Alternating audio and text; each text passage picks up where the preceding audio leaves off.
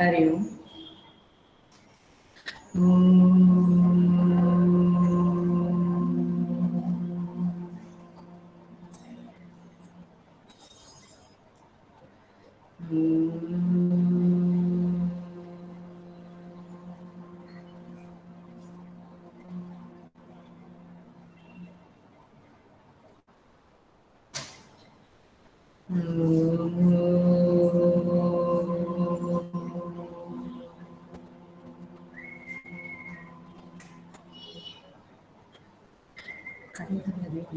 ॐ सहना भवतु सहनौ भुनक्तु सह वीर्यं करवावहै तेजस्विनावधीतमस्तु मा विद्विषावहै।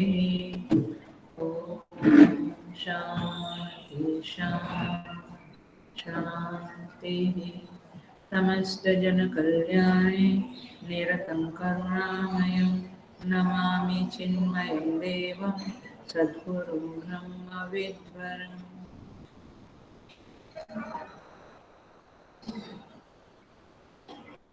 Hari Om. So we start with our talk, with our sharing. PG अम्मा ने बहुत अच्छा कर्मयोग के बारे में पूरा सारांश कर डाला। Very good. सो तीसरा मंत्र है ईशावास्य उपनिषद का, असूर्या नाम ते लोकाः अंधेन तमसा वृताः तांस्ते प्रेत्याभिगच्छन्ति एके चात्महनो जनाः। तीसरा मंत्र कहता है, असूर्या नाम ते लोकाः अंधेन तमसा वृताः। ये असुर नाम का जो लोक है, असूर्या नाम ते लोकाः, असुर लोक जो है ये प्रसिद्ध है और नाना प्रकार की अधो योनियों में और लोक के संदर्भ में ये प्रसिद्ध है। अंधेन तमसा वृताः, ये अंधेन माने अज्ञान से, तमस माने क्लेश और दुख रूपी अंधकार से आच्छादित है। ये असुर लोक जो है वो कैसा है? अंधकार माने अज्ञान से और अंधकार से, कौन सा अंधकार? दुख क्लेश रूपी अंधकार से आच्छादित है।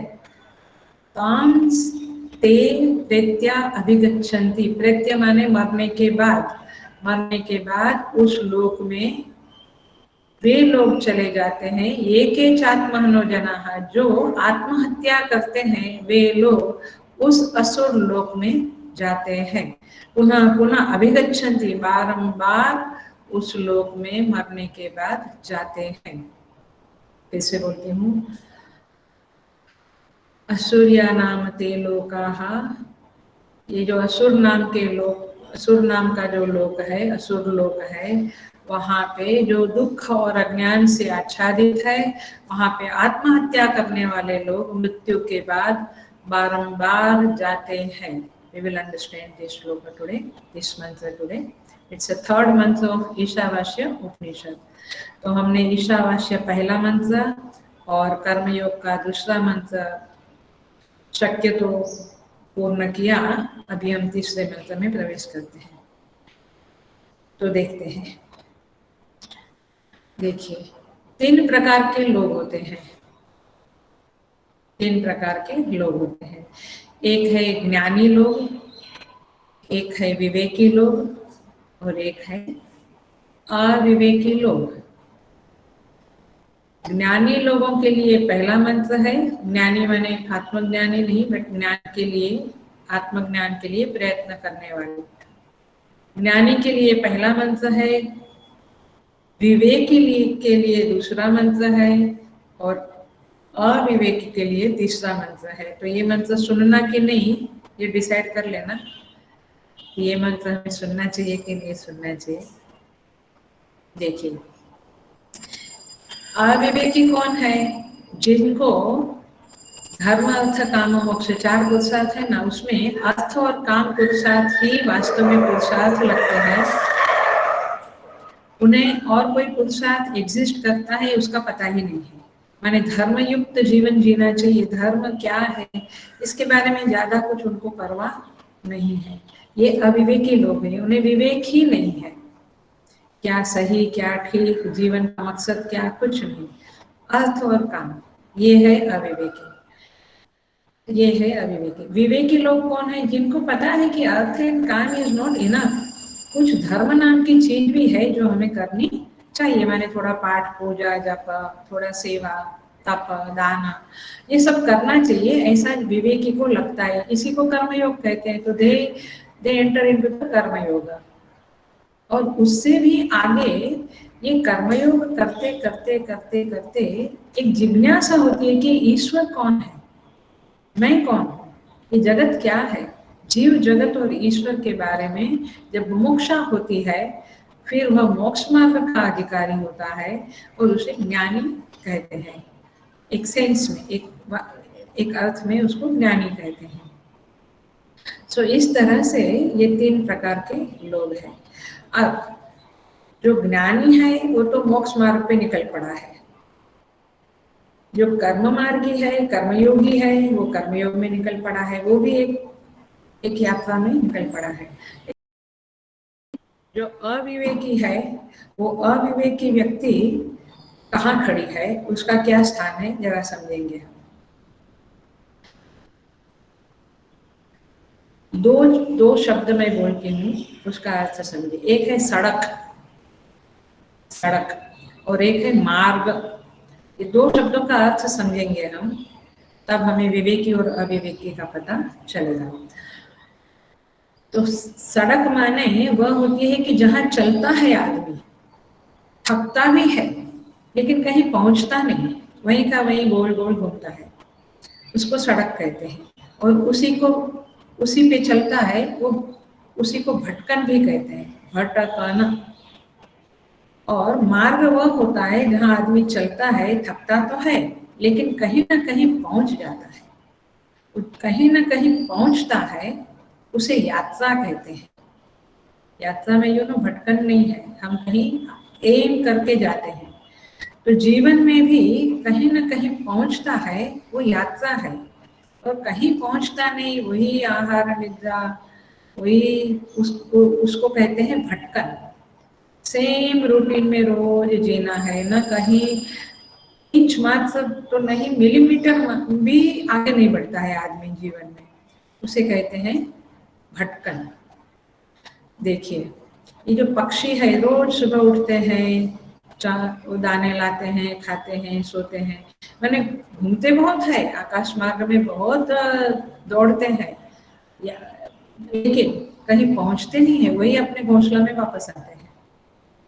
इसी तरह से ये जो जीव है वह अस्मिता क्लेश युक्त होकर ही जन्मों जन्म भटकता है, वापस आता है। मैंने कहाँ वापस आता है? आप अपना घर का सैटेलाइट रोड नहीं समझना या घोड़बंदर रोड नहीं समझना।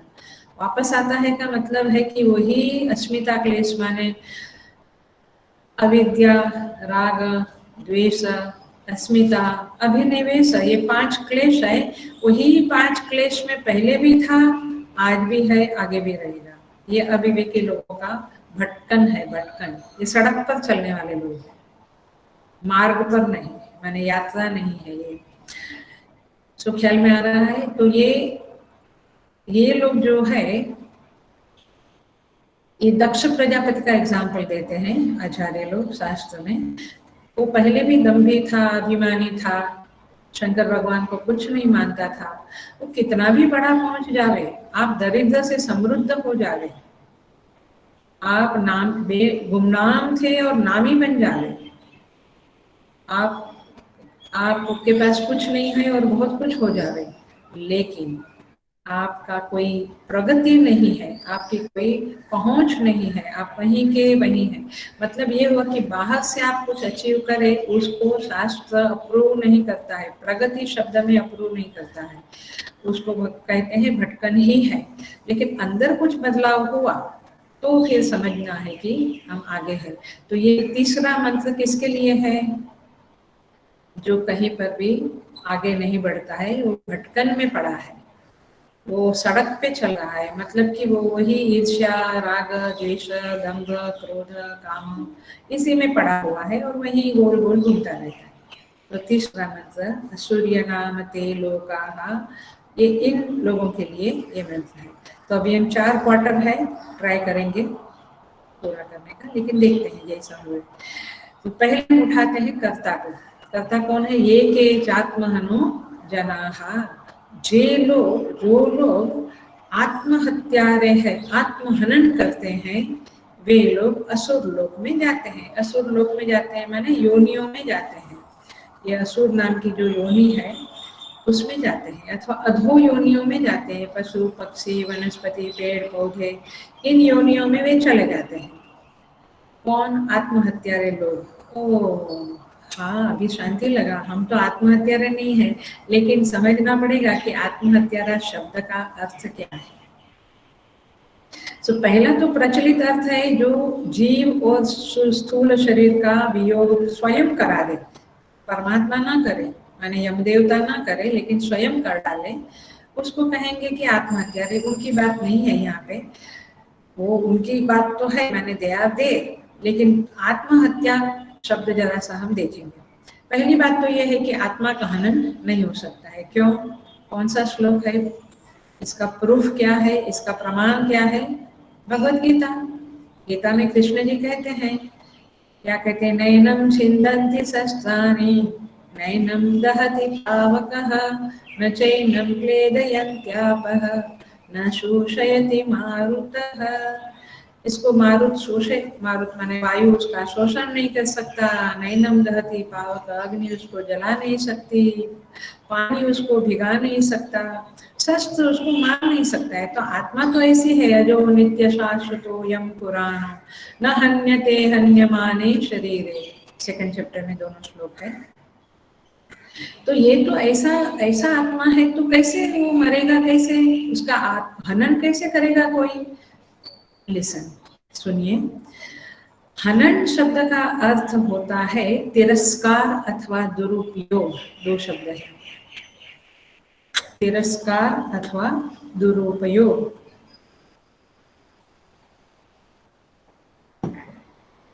देखिए, कोई भी वस्तु का हम तिरस्कार करें, वो उसके मृत्यु के जैसा ही है। मैंने उसका हनन किया, उसका वध किया, ऐसा ही है। वो आदमी मृतप्राय हो जाता है जब उसका अपमान हो जाता है, तिरस्कार हो जाता है।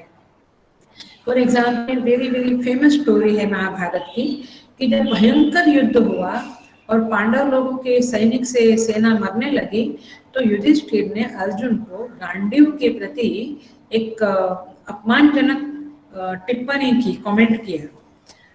और अर्जुन ने ये शपथ ली थी, ये प्रतिज्ञा की थी कि मेरे गांडीव धनुष को कोई भी अपमान करेगा उसका मैं वध करूंगा। अब क्या हुआ? अब युधिष्ठिर का वध करने का, बड़े भाई का वध करने का प्रसंग आ गया। श्री कृष्ण भगवान ने कहा कि युधिष्ठिर महाराज का भरपूर अपमान करो, तिरस्कार करो, ये वध के समान ही है। तो फिर अर्जुन ने उनका तिरस्कार किया, उनके साथ तिरस्कार पूर्वक व्यवहार किया, तब जाके ये प्रतिज्ञा की पूर्णाहुति हुई।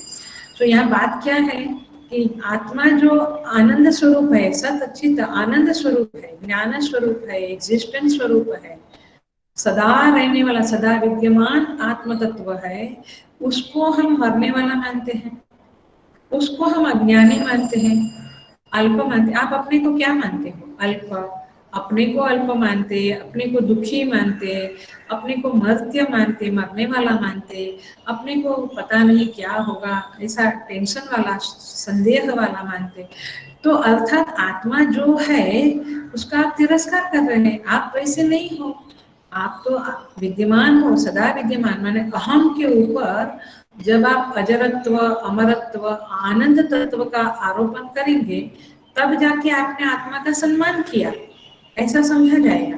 लेकिन आप यदि आत्मा के ऊपर जो सच्चित आनंद स्वरूप है उसके ऊपर दुखित्व, मर्त्यत्व, आदित्व, अंतत्व का जब आरोपण करेंगे, तो वो तो क्या हो गया? आत्मा का आपने क्या किया? अपमान किया। फॉर एग्जाम्पल, कोई बड़ा आदमी है, बहुत विद्वान है, आप कहेंगे ये मूर्ख है, तो ये क्या हुआ, उसका अपमान हुआ। तो हम क्या कर रहे हैं, प्लीज थिंक, ये मैं लेक्चर नहीं कर रही हूँ, ये थिंकिंग है। Please think what are we thinking about ourselves all the time. I am दुखी, आई एम अल्प, I am like this, I am like this. मतलब कि आप तिरस्कार कर रहे हो, जो अंदर आत्मदेव बैठे हैं उनको बड़ा बुरा लग रहा है, इज फीलिंग इंसल्टेड। तो इसीलिए इसीलिए इसीलिए आत्महत्यारे कौन है, कौन है, कौन है? गीता मामी, शशिकला, कोई और है? कौन है? एक कोई सुरेश, कोई महेश, कोई रमेश, ऐसा कोई आत्महत्यारा है? तो हम खुद है, हम खुद है। क्या हुआ? कंफ्यूजन? हम ऐसा करो ना, हम खुद है करो तो मुझे लगेगा कि आप समझा है, नहीं तो आप नहीं समझे तो और कौन समझता है पता नहीं। सो ख्याल में आया, क्योंकि मुझे लगा कि शायद समझा होगा। आप खुद है माने आत्महत्या हम सब है, क्योंकि हम आत्मा को, जो आत्मा वास्तव में मैं हूँ, सच्चिदानंद स्वरूप, ऐसा मैं अपने को नहीं मानता हूँ। मैं अपने को छोटा मानता, अल्प मानता, दुखियारा मानता। कभी कभी I feel very low, I feel very high. ऐसा नहीं, आत्मा सदाबहार है। सदाबहार माने सदा खुशनुमा है। तो इसको कहते हैं आत्महत्यारा, माने आत्मा का तिरस्कार करना ही आत्मा का हनन करना है। और ऐसे आत्मा का हनन करने वाले लोग असुर्या नाम के अभिगच्छन्ति, असुर लोक में जाते हैं। माने जगह फिक्स हो गई, पता चल गया। So we have to respect our self, माने जो आत्मदेव है अंदर बैठे हैं, जो मुझ में बैठे हैं, जो सब में बैठे हैं, उनका हमें रिस्पेक्ट करना है, उनकी हमें अवेयरनेस लानी है। That's the point. बट नहीं होती है तो हम ये तीसरे मंत्र को बिलोंग करते हैं। दूसरा है उनका दुरुपयोग करना। मैंने एक कथा बताती हूँ, उसके आधार पे समझ लेना। जैसे कि एक कोई बहुत गरीब आदमी है और किसी के पास जाता है, कोई साधु संत महात्मा के पास। तो साधु संत के पास तभी किसी ने एक पारस मणि दिया होता है, तो उनको क्या है रखना, तो उन्होंने इस गरीब को दे दिया। बोला जा तो लोहे को टच करेगा तो ये सोना हो जाएगा और फिर तो गरीबी तेरी मिट जाएगी। एक घर गया गांव में, चलते चलते चलते जाके भूल गया कि क्या बताया महात्मा ने। बोला इसका क्या उपयोग करना, क्या उपयोग करना। फिर उन्होंने, है पारस में, तो उसका उपयोग क्या होता है, लोहे को टच करके उसका सोना बनाना। लेकिन उसने क्या किया, उसको चटनी बनाने में, पत्थर होता है ना चटनी बनाने का, उसमें उसका उपयोग किया। तो उसने सदुपयोग किया कि दुरुपयोग किया? दुरुपयोग किया। सदुपयोग, दुरुपयोग किया। सो दुरुपयोग किया चटनी बनाने में। तो उसी तरह से फिर महात्मा आते हैं गांव से एक बार, फिर उसको बताते हैं। वो बात स्टोरी अलग है, बट हमें यहाँ पे ये सीखना है कि ये आत्म तत्व जो है, माने मैं उसके बारे में यदि अवेयर बनूं तो मेरे अंदर शक्ति का अनंत भंडार है, बुद्धि का अनंत भंडार है, क्योंकि वे स्वयं अनंत बुद्धिमान, अनंत शक्तिमान, अनंत विद्यमानता वाले हैं। तो मैं उनको भूल गया है, इसलिए मैं क्या करता हूँ, मोक्ष मार्ग के बदले मैं भोग मार्ग की ओर गमन करता हूँ। और यही है ये मनुष्य शरीर जो मिला है, ये जो उपाधि रूपी आत्मा है, उसका मैंने क्या किया, दुरुपयोग किया। ये उपाधि को भी उपनिषदों में आत्म तत्व से कहा गया है, क्योंकि it is very close to the atma. तो उपाधि का दुरुपयोग करना ये भी क्या है, आत्महनन। तो हम आत्महत्यारे हैं, ये बात को जरा समझे। और आत्महनन के बदले यदि हम आत्मचिंतन करें तो हम दूसरे अथवा पहले मंत्र के अधिकारी बन जा सकते हैं। लेकिन यदि नहीं करते हैं तो फिर तो तीसरे मंत्र के अधिकारी होते हैं। और फिर जगह क्या है, ये शरीर छूटेगा तब कहाँ जाना है? तांस्ते प्रेत्याभिगच्छन्ति, कहाँ? तान माने असुर्या नाम ते लोकाः अंधेन तमसा वृताः। ये असुर्या नाम, असुर नाम का जो लोक है, जो अज्ञान से भरा है, जो अंधकार माने दुख और क्लेश रूपी अंधकार से भरा है, उस लोक में हमें जाना पड़ेगा। इसलिए हे जीवात्मा, हे साधक, हे जीव, उठ जा, जाग जा और ये साधना शुरू कर दे कि तू कौन है, इसे तू समझ। ये संसार से निकल जाने के पहले ये सेकंड अथवा फर्स्ट मंत्र के अधिकारी बन जा, ऐसा यहाँ पे उपदेश करते हैं। कहते हैं भागवत में उद्धव जी को कहते हैं कि ये जो शरीर रूपी नौका मिली है, सदगुरु रूपी सुकाने मिला है, नाविक मिला है, और परमात्मा रूपी अनुकूल वायु है, फिर भी यदि कोई भवसागर नहीं तैरता है तो उसके जैसा मूर्ख इस जगत में कोई नहीं। और फिर उसके लिए तो ये तीसरा मंत्र वाला जो असुर नाम का लोक है वो ही फिक्स होने वाला है। असुर लोक माने अगेन मैं कहती हूँ अधो योनि, हल्की सब छोटी छोटी पशु पक्षी वनस्पति की योनियों में जाना पड़ेगा। तो ये है आपका ये के चात्मनो जनाः, ये कहा जाते हैं असुर्या नाम ते लोकाः, ये असुर लोक में जाते हैं। असुर माने जहाँ प्रकाश नहीं, जहाँ ज्ञान नहीं। हम देखते हैं ना कई ऐसा एक एरिया होता है इस गांव में या शहरों में जहाँ पे कोई ज्ञान की बातें नहीं, केवल ड्रिंक लो, ये करो करो नाच करो, माने अंधे न तमसा होता है। तो असुर लोग कौन है? जहाँ भावना का, संवेदना का, ज्ञान का कोई प्रकाश नहीं है, जहाँ कोई सेंसिटिविटी नहीं, जहाँ कोई आतंकवाद वगैरह जो एरिया है, IS वगैरह, वो एरिया सारा इसी क्या कहें लोग को बिलोंग करता है। मतलब कि वहाँ यदि झड़प गए हम तो ये श्लोक के बिलोंगिंग वाले बन जाते हैं। तो असूर्या नाम शब्द का अर्थ होता है प्रसिद्धि। कभी कभी वो निरर्थक निपात है, बट वैसे निरर्थक नहीं है, वो वाक्य को विभूषित करने के लिए भी नाम शब्द का प्रयोग होता है। और नाम माने प्रसिद्धि, वेदांतो नाम उपनिषद प्रमाणम, नाम माने प्रसिद्धि। तो ये असुर लोक जो है वो प्रसिद्ध है, आपको पता है ना, 7 लोक है, याद है ना, अतल, वेतल, सुतल, तलातल, महातल, रसातल, पाताल, 7 लोग है। ये जरा याद रखने जैसा है कि वहां नहीं जाना है, दैट इज पक्का करो। कहाँ जाना है वो तो पक्का करना है, बट यहाँ नहीं जाना है ये पक्का करना है। तो असुर्यानाम ते लोकाः, लोकाः, लोकाः शब्द का अर्थ होता है, थोड़ा संस्कृत बोलती हूँ, लोक्यन्ते, दृश्यन्ते, भुज्यन्ते, जन्मानि इति लोकाः, ये उसकी डेफिनेशन है। माने समझ लेना जरा, दृश्यन्ते, भुज्यन्ते, जहाँ पे दिखता है, भोग होता है, वे योनियों को लोक कहते हैं। दिखता है माने यहाँ पे कर्मफलत्वेन लोक्यन्ते, दृश्यन्ते, भुज्यन्ते इति जन्मानि लोकाः, जहाँ कर्मफल दिखता है। तो ये 84 लाख जो योनियां है वो कर्मफल का ही फल है ना, कर्म का ही फल है। तो कर्मफल जिन जिन योनियों में मिलता है, क्या आप सोचते चूहे को कर्मफल नहीं मिलता है? मिलता है। बंदर को नहीं मिलता? मिलता है। मनुष्य को भी मिलता है। तो सारी योनियां क्या है? कर्मफल वाली है, लोक है।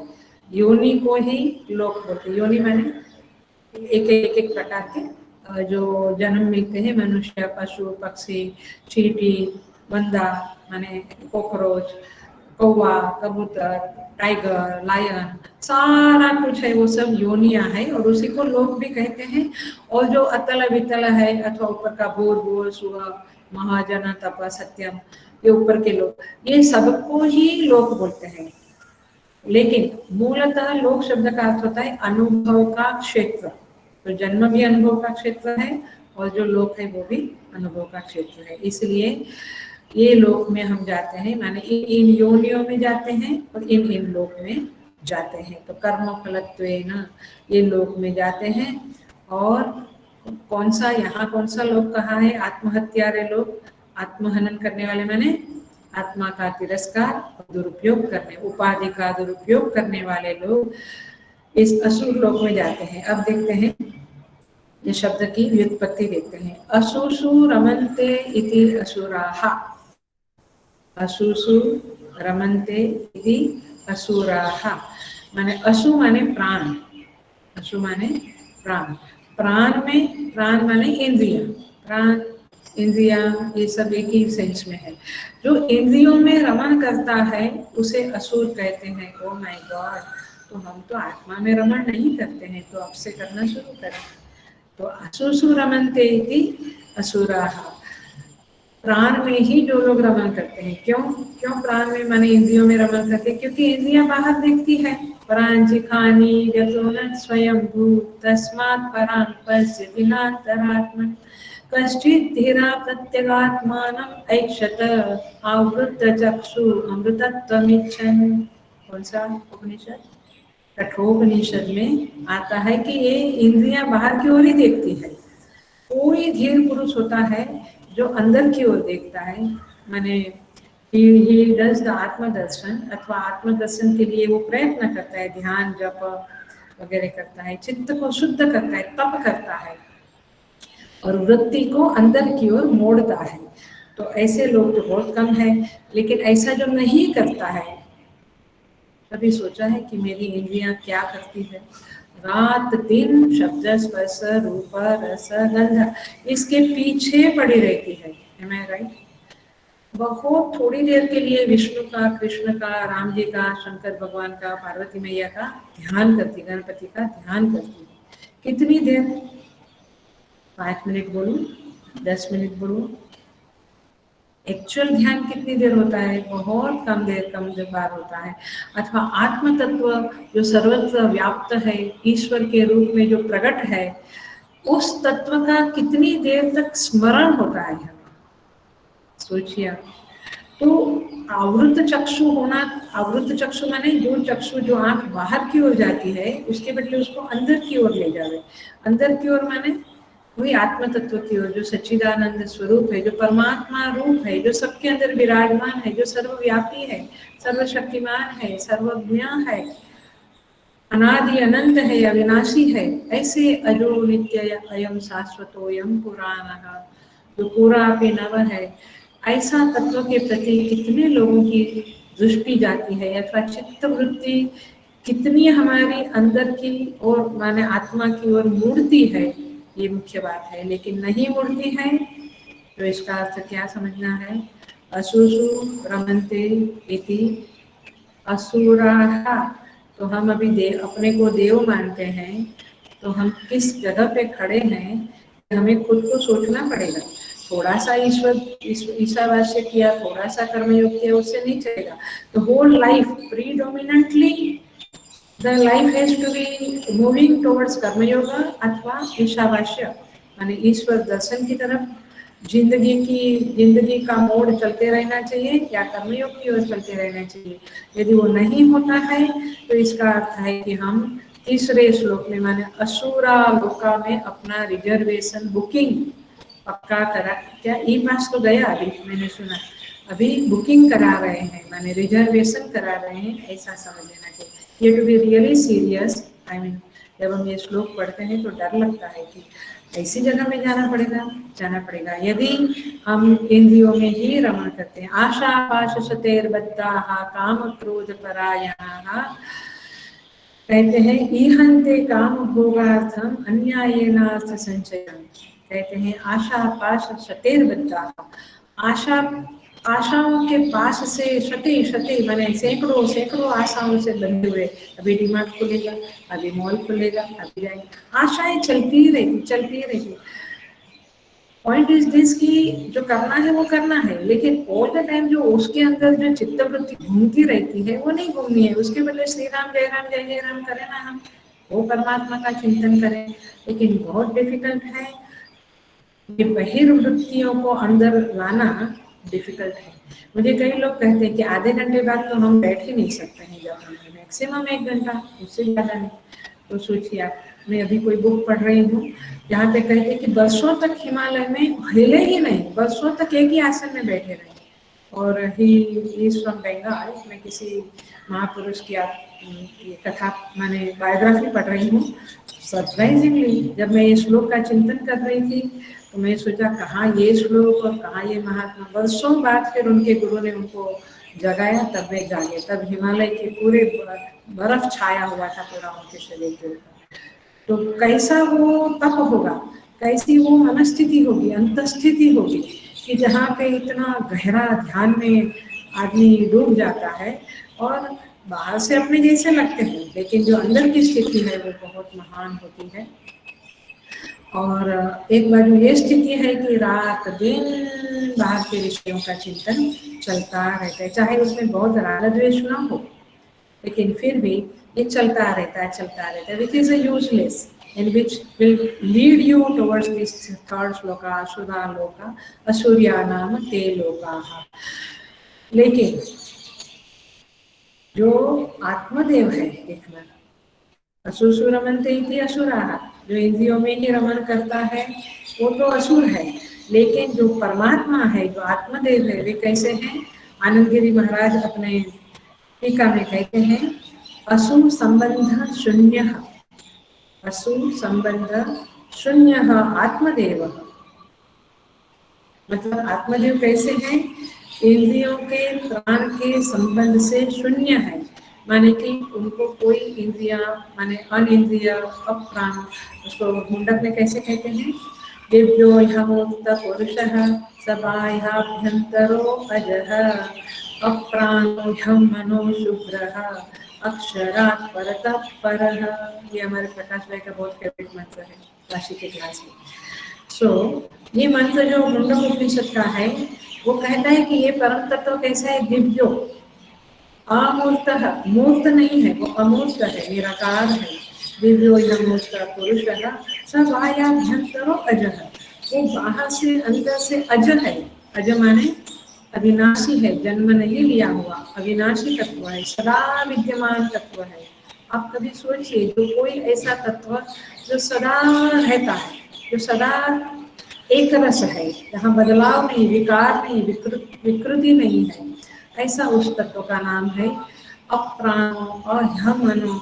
उसको मन नहीं, प्राण नहीं, शुभ्र स्वच्छ है, शुद्ध है, अक्षरात् परतः परः, वो अक्षर से परतः परः है। तात्पर्य ये है कि उस तत्व के चिंतन में जब हम डूब जाते हैं तो समझो कि हम इस तीसरे श्लोक को नहीं बिलोंग करते हैं। लेकिन यदि इस तत्व के चिंतन में नहीं डूबे हैं अथवा इस तत्व का चिंतन नहीं किया है, आत्मा का, परमात्मा का, तो फिर हम तीसरे श्लोक को बिलोंग करते हैं। शुरुआत भले आप बांसुरी से करो, वस्त्र से करो भगवान के, लेकिन पहुंचना तो यही पड़ेगा, जो निराकार निस्सीम तत्व है वहीं आपको जाके पहुंचना पड़ेगा। तो ये है असूर्या नाम ते लोकाः अंधेन तमसा वृताः। कहते हैं अंधेन, अंधेन शब्द का अर्थ है अज्ञान से, तमस शब्द का अर्थ है दुख क्लेश रूपी अंधकार, दुख क्लेश रूपी अंधकार, माने अज्ञान और दुख क्लेश रूपी अंधकार से यह लोग आवृत है।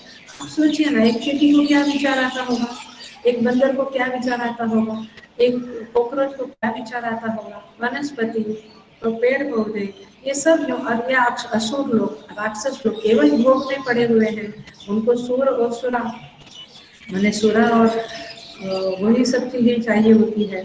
तो तात्पर्य ये है कि अंधे लोग हैं, ये अज्ञानी लोग हैं। अज्ञानी तो हम भी है, समझ लेना, हम ज्ञानी नहीं है, लेकिन अज्ञान के साथ तमस नहीं है, अथवा तमस बहुत कम मात्रा में है। अज्ञान के साथ हमें श्रद्धा है, धर्म है, कुछ थोड़ा बहुत ज्ञान है, थोड़ी बहुत सद्भावनाएं है, थोड़ा बहुत परोपकार है, सेवा है, दान है, तप है, ये हमारे जीवन में है। इसलिए हम अज्ञानी होते हुए भी हम तामसिक नहीं है, हम सात्विक राजसिक के और कम तामसिक वाले हैं। बट असुर नाम के लोक में जाने वाले कौन है? अज्ञानी भी है, प्लस दुख और क्लेश, और क्लेश माने रात दिन द्वेष, ईर्ष्या, अभिमान, इसी नेगेटिव टेंडेंसीज में कैसे घेरे हुए लोग हैं। कभी भी श्रद्धा, प्रेम, सद्भावना इस पॉजिटिव वैल्यू से घेरे हुए नहीं है। उनको भगवान कहते हैं अंधे न तमसा वृताः। वे लोग कैसे हैं? देखो, हनुमान जी रावण को कहते हैं, वही शब्द, उसी शब्दों में इसको मैं खोल दूंगी। हनुमान जी रावण को कहते हैं तुलसी रामायण में, त्यजहु तम अभिमान, रावण को कहते रावण, त्यजहु तब तम अभिमान, मोह मूल बहुशूल प्रद। कहते हैं कि अभिमान का त्याग कर, क्योंकि वो तामसिक है। और कैसा है ये अभिमान, ये तमस कैसा है, मोह मूल है।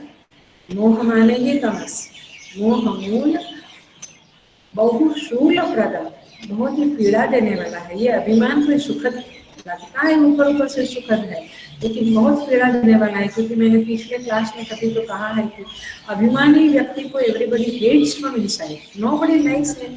किसी को अभिमानी व्यक्ति पसंद नहीं होता है, क्योंकि सबको अपना अपना अभिमान है।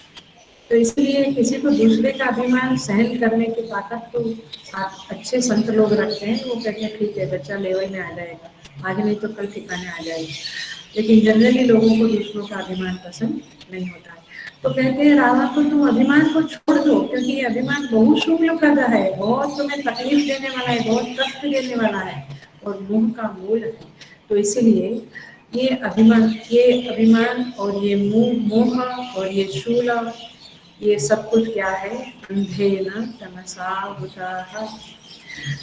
इन शॉर्ट, मोह तो वही है कि जगत के पदार्थों में सुख नहीं है, अथवा तो कहो कि बड़ा फ्रिजाइल सुख है, सुपरफिशियल सुख है, हैप्पीनेस है, नॉट रियल हैप्पीनेस।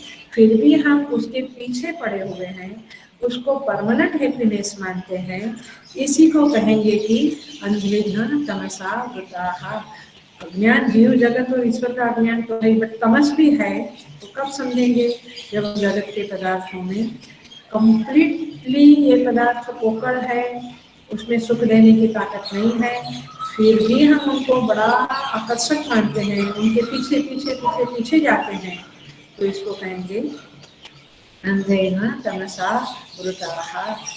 देखिए, ऐसा नहीं है कि हमें भगवान जगाता नहीं है, हमें मार पड़ती है, हमें थोड़ा थोड़ा कहीं ना कहीं से सिचुएशन आती है जहाँ हमें समझता है कि ये मेरा राग है, ये मेरा अटैचमेंट है, यहाँ वास्तव में सुख नहीं है, बट मैं ऐसे ही चिपक के बैठा हूँ इधर।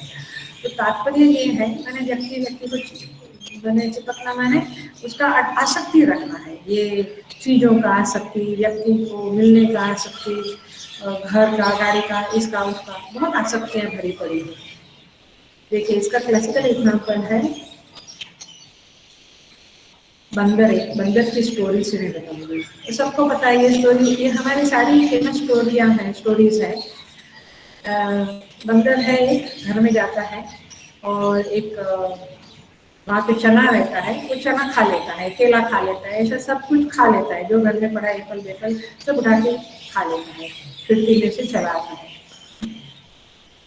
तो एक बार वो घर का मालिक है, बोला ये तो बहुत न्यूसेंस है, इसको ठीक करना चाहिए। तो उन्होंने एक ऐसा डब्बा बनाया कि जिसका गला छोटा हो, माने ऊपर का भाग छोटा हो और नीचे बड़ा हो।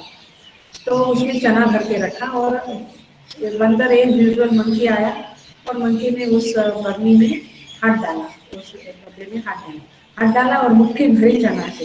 अब निकलने जावे तो निकले नहीं, क्योंकि हाथ मुट्ठी से भरा है। पहले तो चला गया क्योंकि खाली था, अब निकले नहीं। अब वो तो छोड़े नहीं बोतल को, तो ये जो मालिक था उसने देर लगाया, दो लकड़ी बराबर मारी, फिर भी ये छोड़े नहीं, और दो लकड़ी मारी, बड़ा कष्टप्रद था, लेकिन ये छोड़ता नहीं था। बाद में मरने मृतक प्राय हुआ, तभी उसने छोड़ा।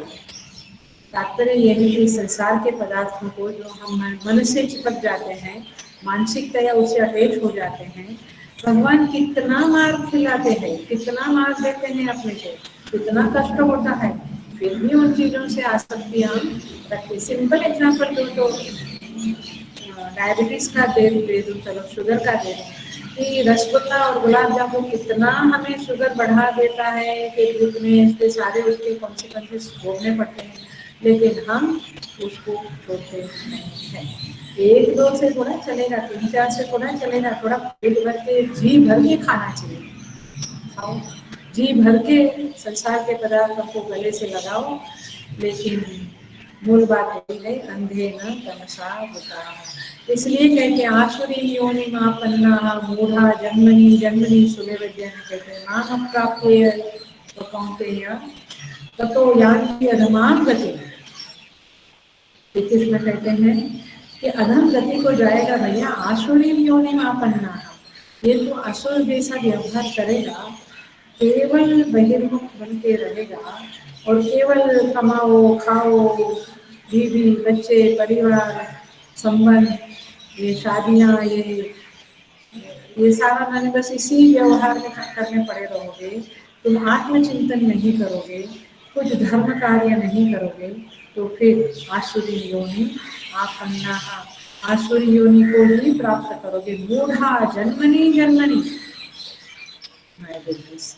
एवरी बर्थ, मैंने ऐसा नहीं कि एक जन्म में भगवान ने हमें चूटी बना डाला या छिपकली बना, क्या बोलते विजार्ड बना डाला, उसके बाद फिर से मनुष्य बनाया, नहीं, अनंत कोटि जन्मों तक हमें ऐसी योनियों में जाना पड़ेगा, जिसको अभी देखकर ही हमें थोड़ा झील जैसा होता है, धीमा जैसा होता है।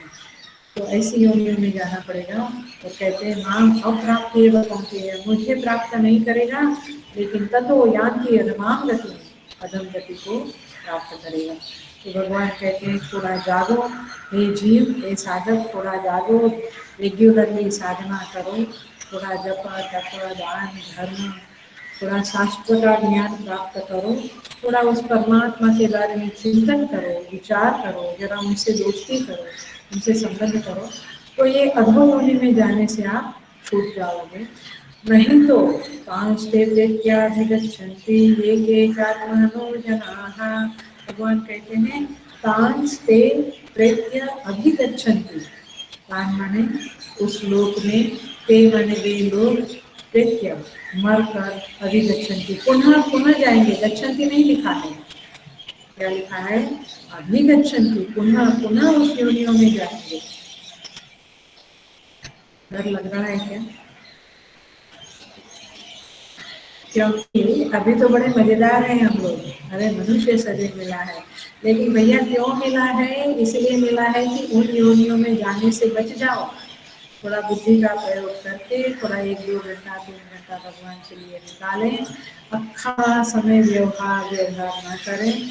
2 रोटी तो भगवान जो लोग काम नहीं करते उनको भी दे देते हैं, ये पशु पक्षी को भी 2 रोटी मिलती है, पेड़ को भी पानी मिल जाता है, तो आपको नहीं देंगे भगवान, आपको उत्कृष्ट योनि है, भगवान की प्रिय योनि है, आपको नहीं देंगे। इसलिए जरूरी है उतना करो व्यवहार, बाकी का समय में आत्मचिंतन परमात्मा चिंतन वगैरह करना चाहिए, ऐसा भगवान कहते हैं। फालतू क्या चैटिंग ना करे, गुसिप ना करे, फालतू यूट्यूब पे ना बैठे रहे ना, थोड़ा भगवान का करे।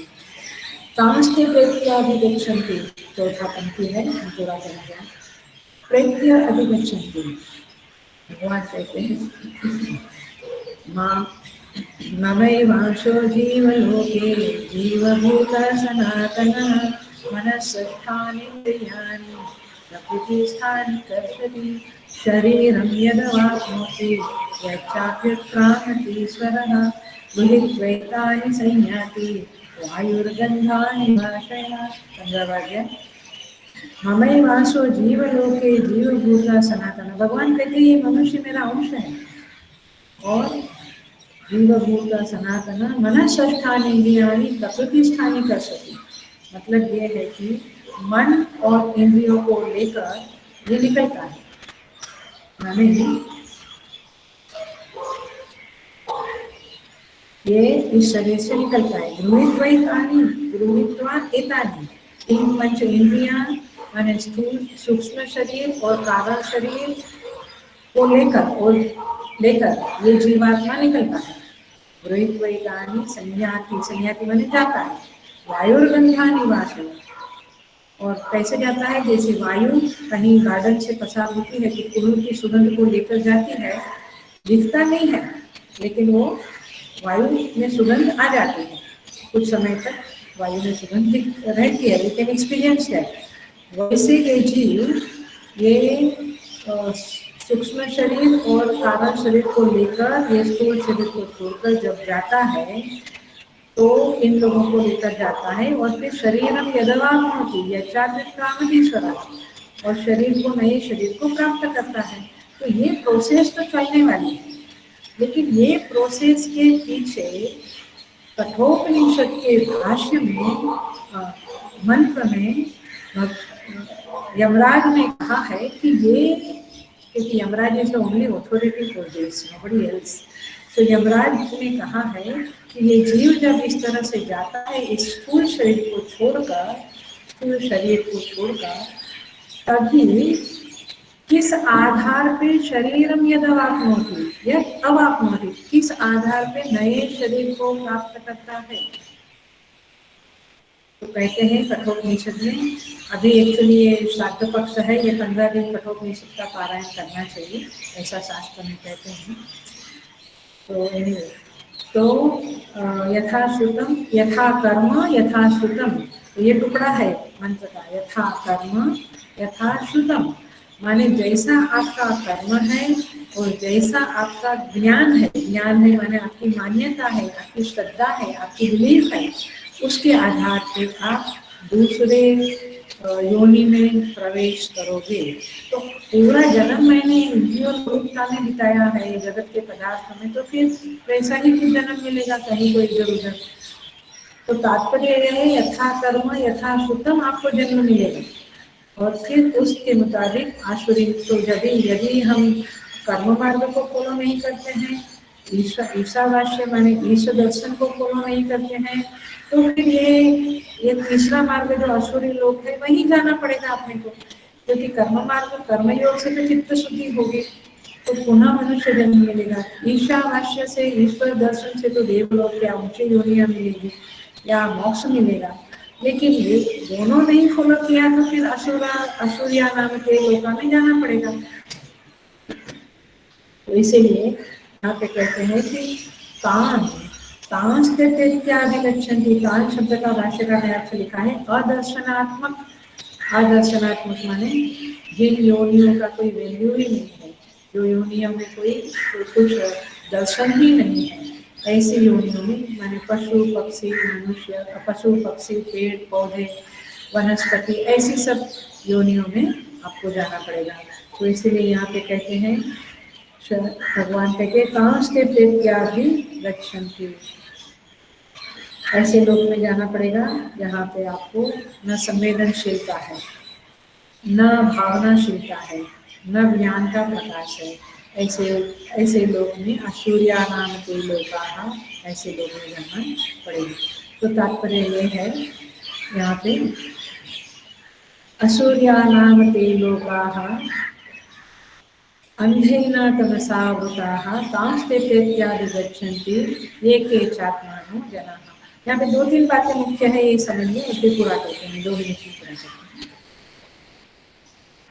एक तो ये बात ध्यान रखने जैसी है कि ये मंत्र जो है ये आपको बताता है कि जीव का सातत्य, मैंने जीव मरता नहीं है, जीव एक शरीर से दूसरे शरीर में, दूसरे शरीर से तीसरे शरीर में जाता ही रहता है।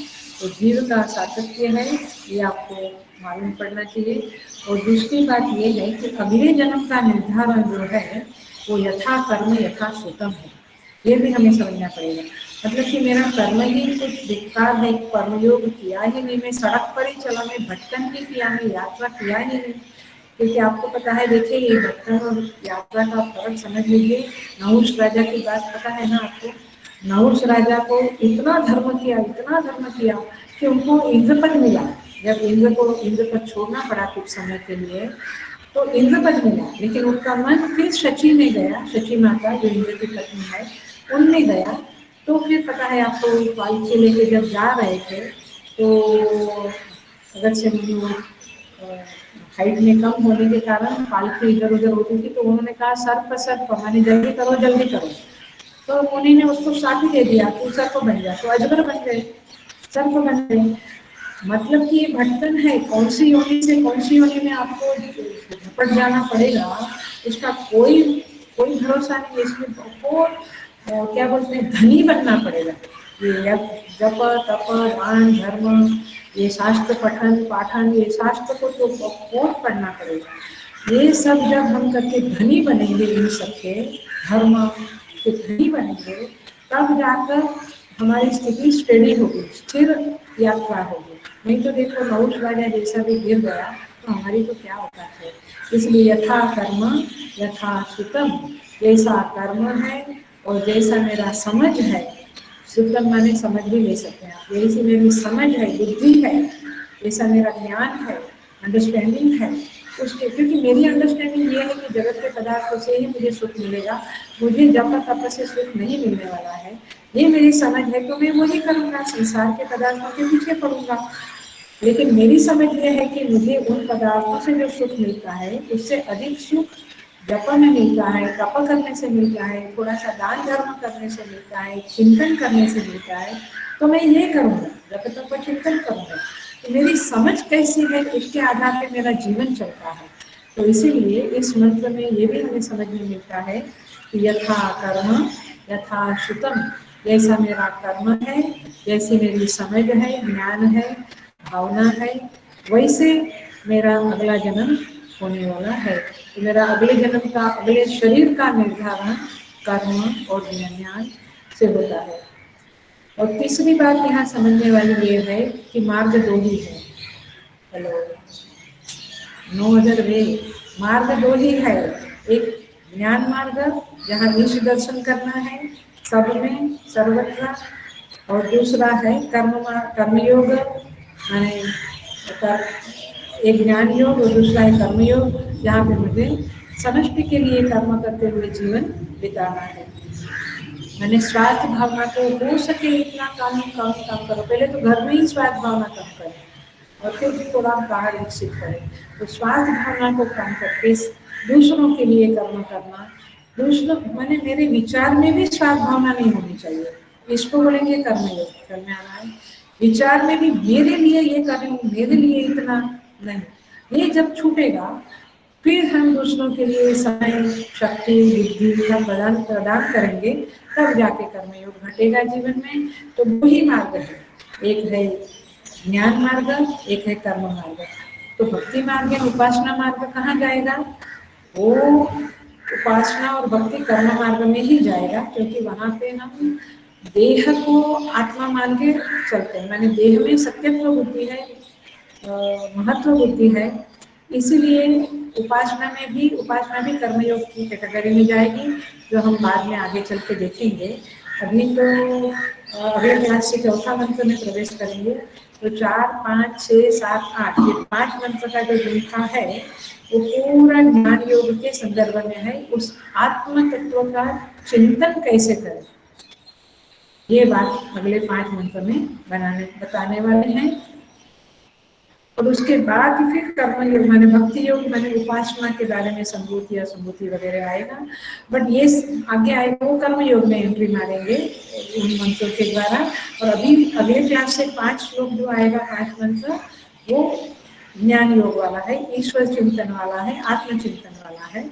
तो मार्ग तो दो ही है, यही मेरा कहना है। कौन सा मार्ग? ज्ञान योग, कर्म योग। असुर्यानाम ते लोकाः, भटकन है, मार्ग नहीं है, यात्रा नहीं है, जहाँ कहीं पहुँचना नहीं है। आप सोचिए जन्म से लेके आज तक हम कहाँ पहुँचे। मैक्सिमम थोड़ा गरीब थे तो श्रीमंत बने, थोड़ा सा गुमनाम थे तो नामी बने, थोड़े बीमार रहते थे तो आरोग्यवान बने, थोड़ा थोड़ा कुछ। पर ये तो बाहर की यात्रा है भैया, ये अंदर की यात्रा नहीं है। इसीलिए जरा सोचना पड़ेगा। तो इस तरह से यहाँ पे और दूसरा थोड़ा ही देखना, इस मंत्र में ये देखा हमने आत्महत्या के 2 रूप है। एक तो शरीर फिजिकली आत्महत्या कर लेना, और दूसरा है आत्मा का चिंतन न करके जगत का ही जो मिथ्या है उसी का चिंतन करते रहना। ये भी एक प्रकार का आत्मा का तिरस्कार है। और इस उपाधि के द्वारा यदि हम इसका उपयोग ना करें धर्म के लिए, मोक्ष के लिए, अंदर से बदलाव के लिए, जो अंदर से अंतःकरण में जो बदलाव लाना है, उस बदलाव लाने के लिए इसका उपयोग ना करें, तो फिर वो भी आत्मा का तिरस्कार ही है। और इसीलिए ऐसे आत्महत्यारे हम ना बने। और यदि आत्महत्यारे बनेंगे तो हमारे लिए असुर्यानाम ते लोकाः अंधेन तमसा वृता कांस्ते प्रेत्याभिगच्छन्ति, वहाँ पे फिर जाना पड़ेगा। इसलिए इस मंत्र में हमने 2-3 बातें देखी। जीव का सातत्य है, यथा कर्म यथा सुतम के आधार पे जाना है। मार्ग 2 ही है, तीसरा मार्ग है ही नहीं। ये ईशावास्य स्तुति कहती है, सारी स्तुतियों का यही मर्म है। और चौथी बात हमने ये देखी कि आत्महत्या के 2 प्रकार है, एक शरीर से और एक तिरस्कार या दुरुपयोग करने से। उपाधि का दुरुपयोग किया, आत्मचिंतन न करके आत्मा का तिरस्कार किया या उल्टा चिंतन किया। तो इस तरह से ये तीसरा मंत्र हम पूरा कर रहे हैं। इस मंत्र को बहुत खोलने की जरूरत नहीं है, लेकिन फिर भी जितना हो सके मैंने उसके ऊपर प्रकाश डालने की कोशिश की है। अगले क्लास से हम चौथे मंत्र में प्रवेश करके आत्मचिंतन अथवा तत्व चिंतन अथवा ईश्वर चिंतन क्या होता है उसके संदर्भ में देखेंगे, लेकिन बहुत कठिन नहीं है, आप चिंता नहीं करना। तो इस तरह से यहाँ इस श्लोक को पूरा करते हैं। ओम पूर्णमदः पूर्णमिदं पूर्णात् पूर्णमुदच्यते पूर्णस्य पूर्णमादाय पूर्णमेवावशिष्यते। ओम शांति शांति शांति। हरि ओम श्री गुरुभ्यो नमः। हरि ओम। भगवान आप सबको ठीक रखे, सेफ रखे। भगवान आपको इस कर्म मार्ग में, कर्म योग में अथवा ज्ञान योग में आगे बढ़ावे। इस तीसरे मंत्र के अधिकारी हम न होवे, ऐसे भगवान से हम प्रार्थना करते हैं, कृपा चाहते हैं। और यही कृपा परमात्मा सबके ऊपर करे, आप सबके, हम सबके ऊपर यही प्रार्थना करते हैं। हरि ओम।